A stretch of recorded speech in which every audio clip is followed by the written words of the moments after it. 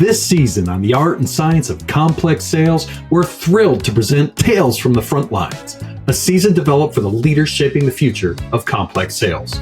We're bringing you straight into the action with the C-suite, VPs of sales, sales development experts, and top-performing sales execs who are redefining success in the B2B world. These are the trailblazers that are tackling tough sales cycles, coaching sales champions, and aligning teams to deliver exceptional results. So join us as we unpack the hard lessons, the breakthrough moments, and the invaluable insights from the best in the business.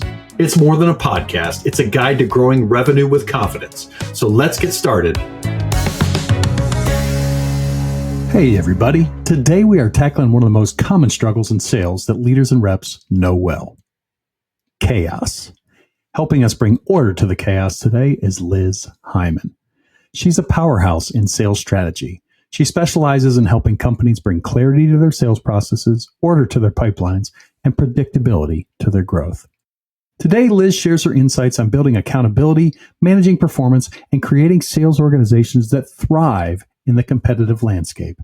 So if you've ever felt your sales team could use a little less chaos and a lot more structure, this one's for you. Let's dive in with Liz Heiman. Liz Heiman, welcome to the program. Thanks so much for joining us. Oh, thanks for having me. Well, the first question that I got to ask you is, tell me how you got into this crazy game we call sales. Well, I come by it naturally, but let me start with, I'm like most people. I started my career in retail, right? I was 13 years old when I started my first retail position. And by the time I was in college, I was at UC Davis, and I was on the outbound team working to raise money for the University UC Davis annual fund. So I was my first SDR role, right? Which it's funny because I never thought of those as sales. For many years, I was like, I've never really done sales. And then I started to think, well, I started at 13. I decided I didn't want to do sales. I went off and got my graduate degrees in international political economy and U.S.-Japanese trade. And I studied the role of public opinion in U.S.-Japanese trade negotiations. And I learned a lot about perception. What? How did you find, wait a second, how did you get into that? Like, there's a story there specifically about how you found international Japanese trade public relations.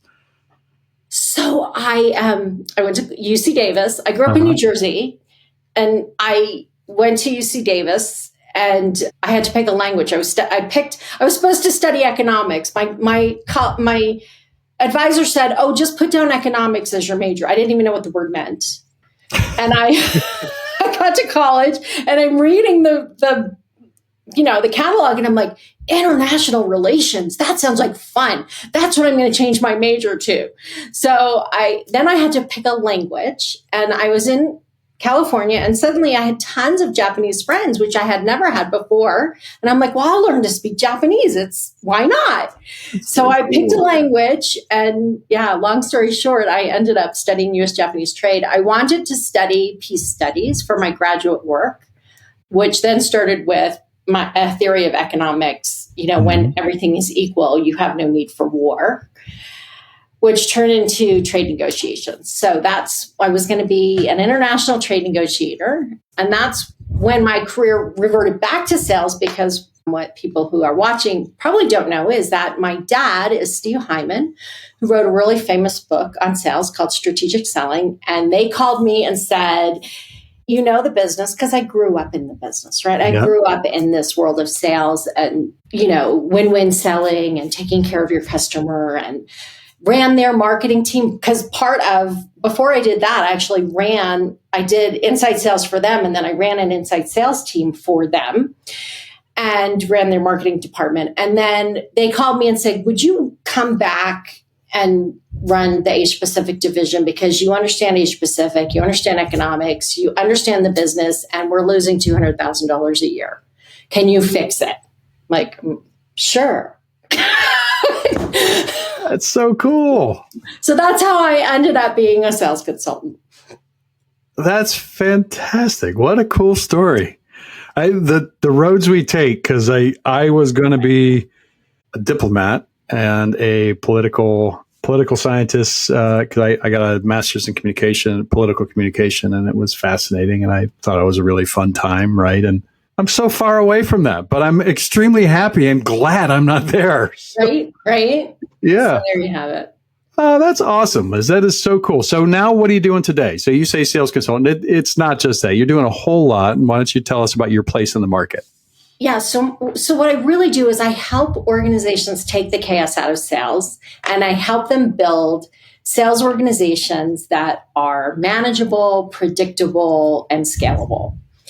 And so I'm not teaching a methodology. I don't teach the Miller Heiman methodology. I don't really do sales training. What I do is I go in and I say, do you have the right strategy? Do you have the right messaging? Do you have the right sales process? Do you have the right CRM?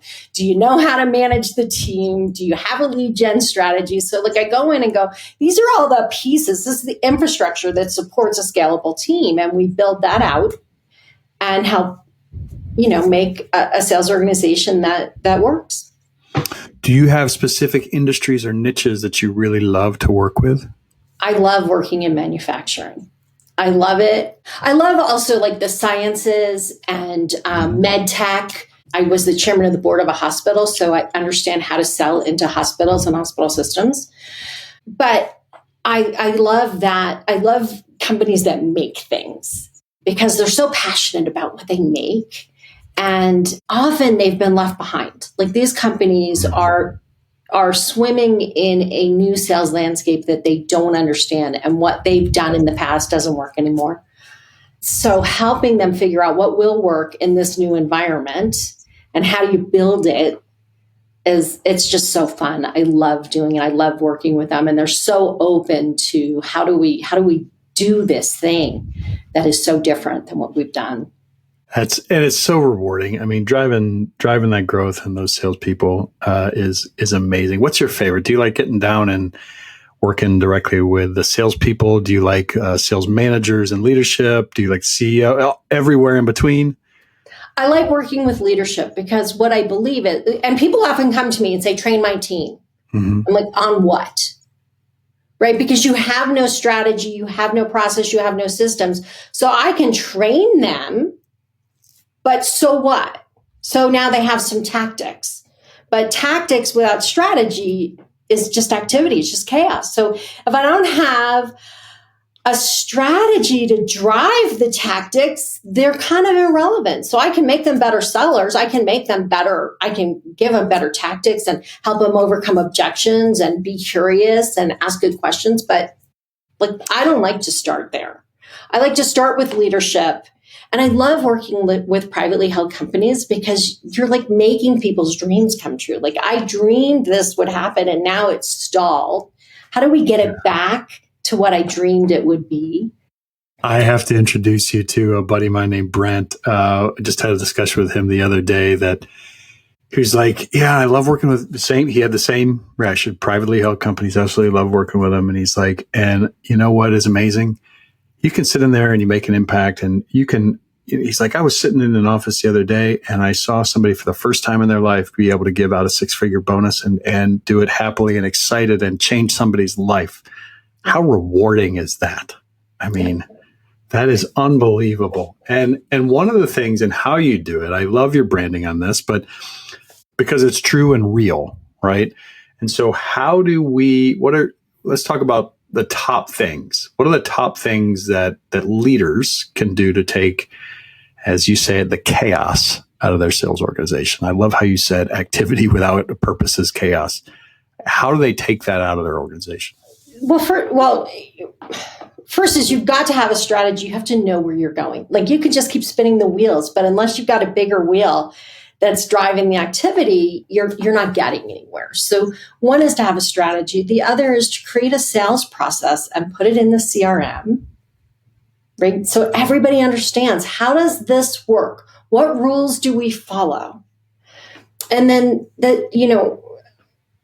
the next thing is really understanding your funnel. So people call it a pipeline. You can call it a pipeline, but you turn a pipeline off and you turn a pipeline, right? If you think about a sink and a pipeline, turn the faucet on, stuff comes out, turn the faucet off, it stops, turn it back on. That's not how sales works.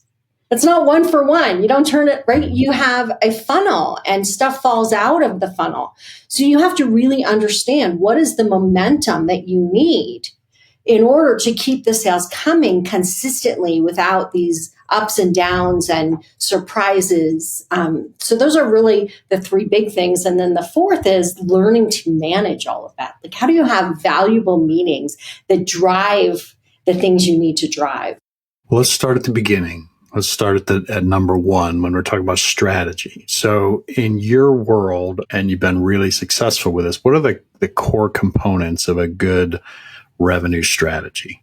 So it starts at the very top. If you do not have a company strategy, if you don't have vision and values and mission, then your team is running around doing things without really understanding what or why or how, right? So the what is fine. We often understand what, but the why and the how matter. Your values, how you treat people, how you solve problems, how you hire, how you fire, how you execute, those are all driven by values. If your team doesn't understand your values and live by them, they're having a really hard time figuring out how to behave in your environment. And we want to make sure that they understand where we're going. What we tend to do is say, hey, salespeople, here's your number. Go get your number, right? A number is not a strategy. A number doesn't tell me who our priority clients are. A number doesn't tell me what our priority product is. A number doesn't tell me which sectors I should be focused on or who our ideal customer is and why I should be focusing on those, right? A number is just a number. And without the context, salespeople will do what is easiest and bring them the most revenue the most quickly, which may have nothing to do with the direction of your company. So we start with a corporate strategy, which I often work with companies that are 20 or 30 years old and haven't touched their strategy in 20 or 30 years.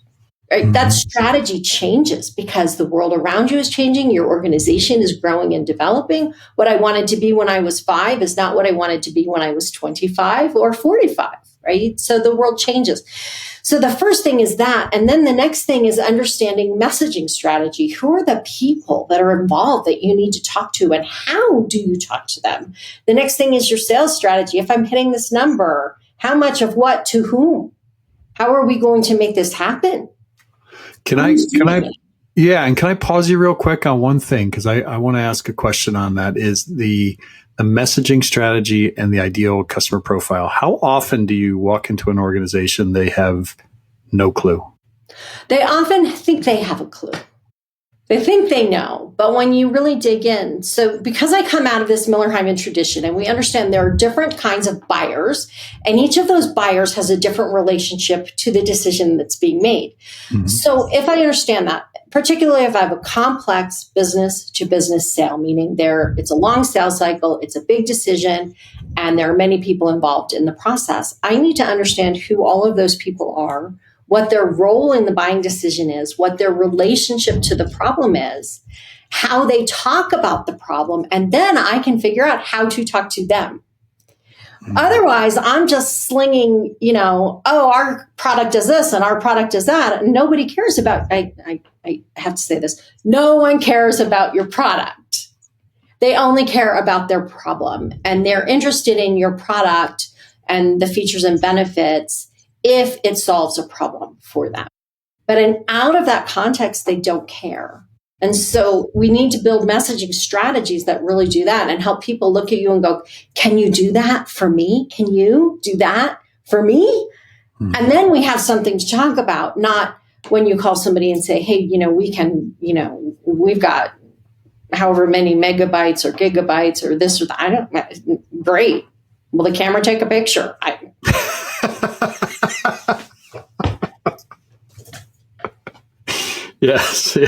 Yes, absolutely.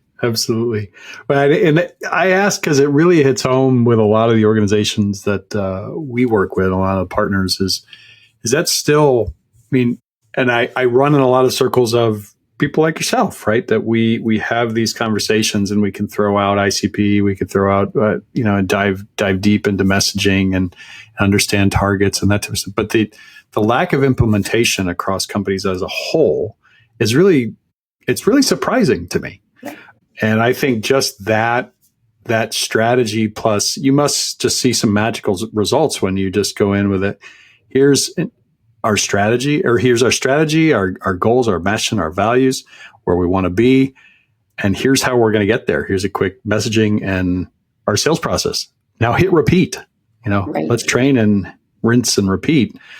You must see some magical results just from that. I do. My companies, the companies I work with, can have tremendous growth. And not all of them want tremendous growth. Some of them want 10% year over year, consistently, predictably. Some of them want, 30 or 100%. One of the companies that I worked with literally went from 1 million to 10 million in a year on an island in the middle of the Pacific Ocean when I lived in Hawaii. So, it depends on what you want to get out of it and what you're willing to invest in it. But if you understand all of the pieces and how they fit together, you can figure out what the investment is for what return. How often do you have to go into organizations? So you have the strategy, the mission, the values, the goals, the messaging, the ICP. What about the people? Like, especially in these family-run businesses or privately held businesses, how often are you finding that they just don't know what they don't know about their own people or how to upskill them? So there's a couple of things all the time. One of the things is that if you don't understand your sales job, if you don't understand the job you have in your company, you don't know who to hire. And we tend to have there's this myth that people hold that sales is sales is sales. If they're good at sales, they'll come here and they'll do great. And it's just simply not true. What is the job that you have? And we tend to think, well, a good salesperson can do everything from prospecting to closing deals to managing a channel to growing accounts. Well, that's like saying an engineer can do everything from building bridges to, programming. We don't expect an engineer to know how to do every single thing, but we expect a salesperson to be really good at every part or every kind of sales. And it's not realistic. Those are unicorns. You want to hire that, then go on a unicorn hunt because they don't really exist. And so what we need to figure out is what is the role that we have in our company? What kind of support will they get? And how do I find a person that can do the things that are most important and not expect them to do everything because they can't. No one can. Well, and I could say I have a whole lot of experience with that and finding that the unicorn is not someone you're going to hire generally, right? And if you find them, they're generally going to be in a leadership position of some sort. So how do you help people understand like the roles and I know that's a part of what you do. How do you help people understand the roles and the skills and the talents of the people they have on their team? We start by looking at the job that we have. What is the job that we need people to do? And then we can look at our salespeople and say, one, are they delivering? And two, if they're not delivering, which is why you called me, you called me because they're not delivering. So let's figure out why they're not delivering. Do they not have the skill set they need? Do they not have the mindset they need? Or do they not have the tool set that they need? And once we figure that out, we can figure out what we need to do about it. And does that person stay and get leveled up, or does that person go? And you'll laugh, but the other day I was talking to a client and these words came out of my mouth. And I think my grandmother used to say them. I have never said these words before, but I said, you cannot make a silk purse out of a sow's ear. Right? If you don't have you ever heard that expression before? I never have, but I got it. Right? Yeah. It was really funny. After I said it, was like, I can't believe I just said that. But you can't. So if the person doesn't, I always say a good salesperson is curious, creative, and compassionate. Also consistent and good communicator. But if they are not those things, if they don't care about their clients, if they don't have the skill set to ask good questions, if they're not smart enough to do the job that you have, they're really nice people who can't do the job that you have, and they're holding you back, and you're letting them fail day after day after day. And how is that okay? So yeah, sometimes we can't keep the people that we have. And sometimes when we start to put process in place and hold people accountable, some of those people just leave. I don't want to be held accountable. I don't want you to put that kind of demand on me. Other times, companies have to ask people to either take a different job or help them find a new job for themselves or something. And it's really hard in a family-owned company where people have been there a really long time. Talk a little bit about, you said a word there, accountable and accountability. Talk a little bit about that when you walk into a lot of your clients, and if you could just kind of estimate what you see in the market, like how many sales leaders are actually good at holding their teams accountable? Well, let's look at the data first. So the data tells us that 40% of sales reps hit their quota in the United States. 40%, that means 60% of sales reps don't hit their quota. Typically, there are more like 20% of your sales, or a handful of people in your sales organization who are delivering 80% of the revenue or 60% of the revenue. So obviously, if we look at the numbers, we know right away that we're not managing a team to success if 40% of them are hitting quota and 60% are not. So one of two things is happening. Either we don't have the strategy and the systems in place to support them, or we don't know how to manage them, or they're not the right people. If none of your salespeople are performing, then you're the problem. If some of your salespeople aren't performing, you still may be the problem, or they may be the problem. And you have to figure out first, how am I going to manage them? Managing a sales team, this is a very long-winded answer, sorry, but managing a sales team starts by understanding your funnel. And this I learned at Liz Heiman. The funnel is the core of sales process. I have to understand, what does it take to get the numbers that I need to achieve? So if my number is, $1 million as a sales rep, $1 million, then how many sales is that? On average, is that 50 sales or 20 sales or 100 sales or 1,000 sales? If I understand that, then I can begin to understand the ratios, because we said that the sales fall out of the funnel. So 10, the standard number we use, like if we use Salesforce says at prospecting, you have 10 leads, one of them, you have a 10% chance of closing them, right? So that means one of your 10 will turn into business. So then I need to know the ratios that get me from prospect to close. If I begin to understand that, now I can manage a team around that funnel. I can look at the shape of their funnel and say, hey, is stuff getting stuck somewhere? I can look at the velocity. How quickly are things moving through? I can look at the volume. Do you have enough in each of the stages? And what happens as sales leaders is we tend to focus, or as owners or managers, we tend to focus on the bottom of the funnel. What's closing this week, this month, this quarter? If you have a complex business to business sale, your sales cycle's 6, 9, 12 months. And people will tell me it's 3 months. I go in and we realize it's really 12 months because they're not measuring the whole thing. They measure from proposal to close. Well, your sales process could start long before that. So if I now manage my team to that, and we can look at what's closing this week, this month, this quarter, every day, every week, but at least once a month, we've got to look at the whole funnel and look at how are we positioned right now to meet our goals in 3, 6, 9, 12 months, instead of just focusing on what's happening this week, this month, this quarter. Because if I do that, I'm never positioned for 6 months from now. That's awesome. So when you start to do that funnel management, what are your favorite KPIs, or do you have favorite performance indicators that you use? Okay, so the first one is your funnel has to be updated. So as a leader, yes. If I sit down to do a funnel review, and every time we sit down to do a funnel review, your close dates are out of date, it's in the wrong, we have a set of rules about where it goes, it's in the wrong stage, or there's no next action. Those KPIs, that matters. And you're measured against whether or not you are prepared. Are you using your funnel as a tool to manage your work? Or are you just throwing stuff in there to keep me quiet? Your funnel is there to manage your work and to help me understand the company's work, so I know where I'm supposed to put resources or coaching or people or whatever it is. So that's the first thing. You've had that conversation before.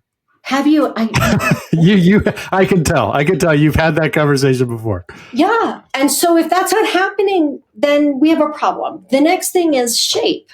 am I putting enough in the top of my funnel? So if I understand what the ratios are, and I know that I need to close 12 deals this year, that means that every month I need 10 leads in the top of the funnel, and I need 7 leads in qualifying, and I need 5 leads in proposing and 2 leads in closing. And I always say 2 leads in closing because although we're always sure that those that are ready to close are going to close, at least 90, at least some percentage of them fall through. So if we manage our funnel that way, if we set up these KPIs at any given time, these things need to be true. Then I can begin to predict what will happen. And if I look at your funnel and that's not happening, then we need to stop and look and say, hey, what's going on? Why isn't stuff moving from stage to stage? Why don't you have stuff in the top of your funnel? What's going on? Why are you having trouble? Why is it that, you're only closing 30% instead of 50% or 90%? And we can actually have conversations. But if I set up those KPIs and you're not meeting them, now I can manage to them and coach to them to get you there. But if I'm not watching those numbers, so I'm less interested in how many times did you dial or how many emails did you send than how many leads are you putting in the funnel and how are they moving through.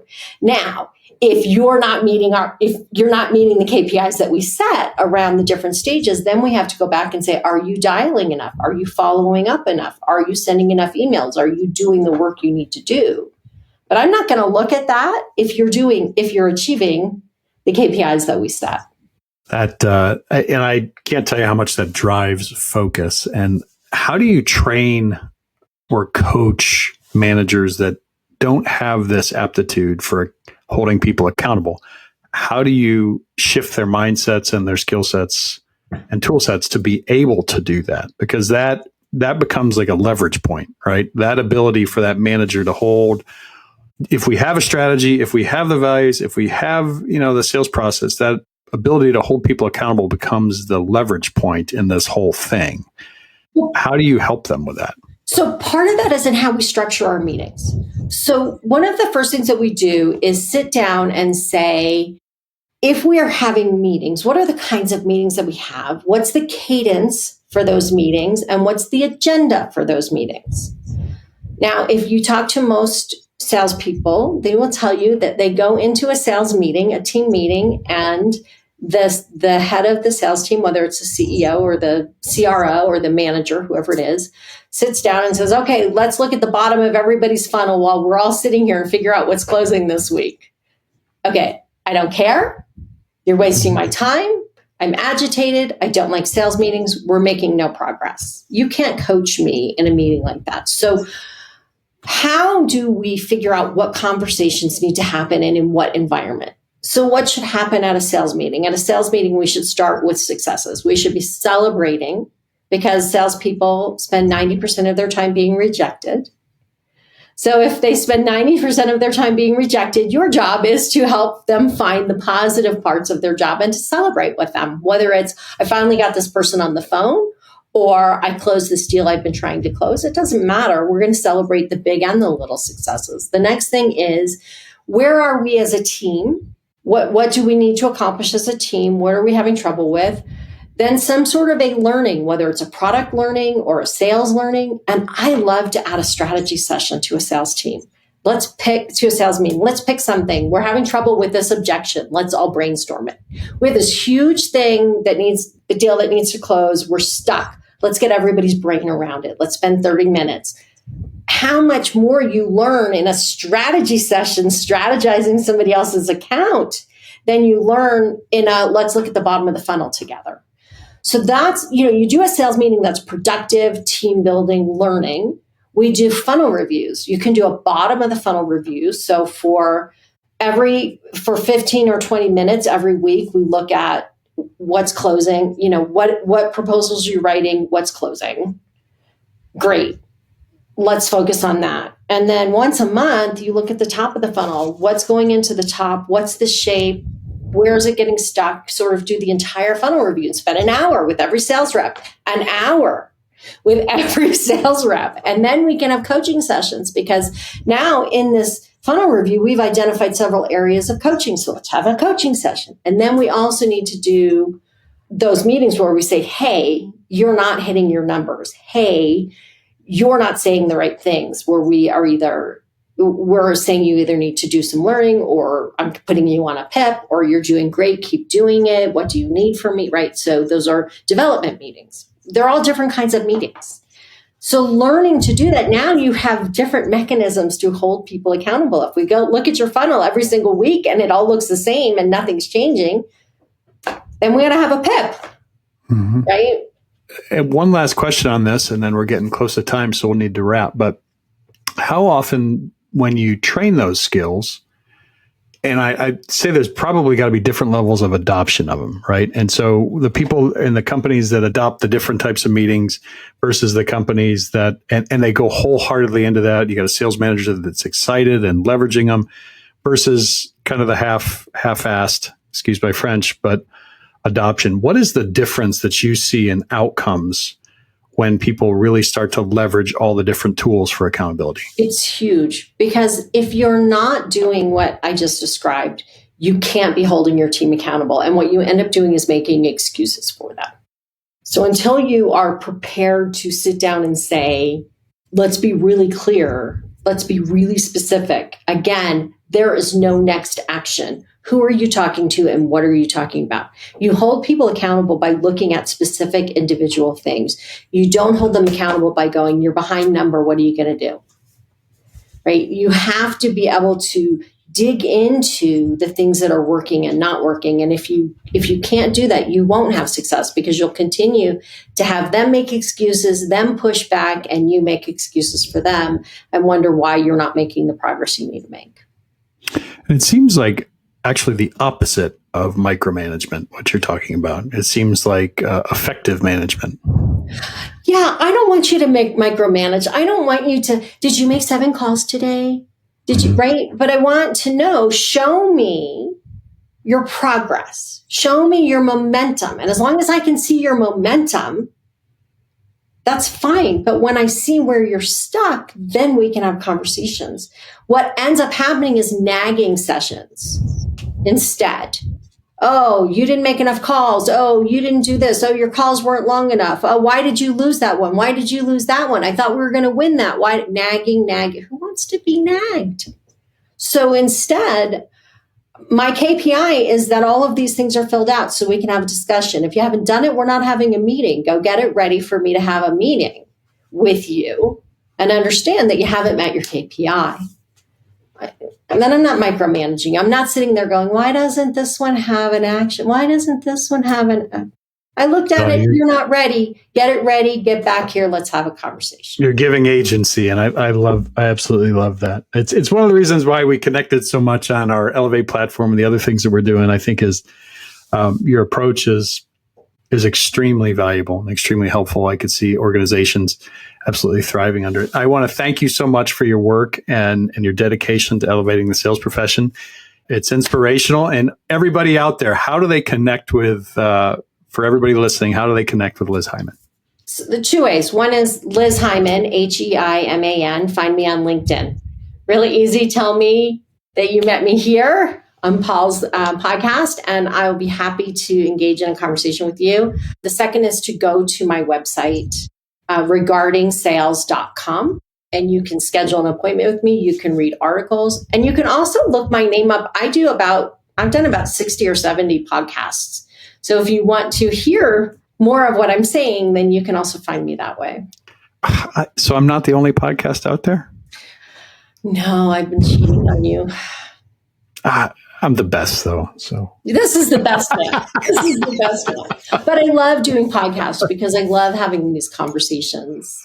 Oh, so do I. And I think the more we get, whether it's from great sales fundamentals to great strategy to tactics and how we do this to lift everybody up, I think it's so important, because sales drives the world. I mean, it drives the economies. It drives everything around you has been sold. So this is it's one of the critical things to get good at and to do well and to do honorably. And I truly appreciate how you're digging in with people. It's awesome. Thanks. Well, I just a last number to leave you guys with, the difference between doing this and not doing this, 80% of American companies are off on their forecast by 25%. That means a $40 million company doesn't know if they're going to make 50 million or 30 million.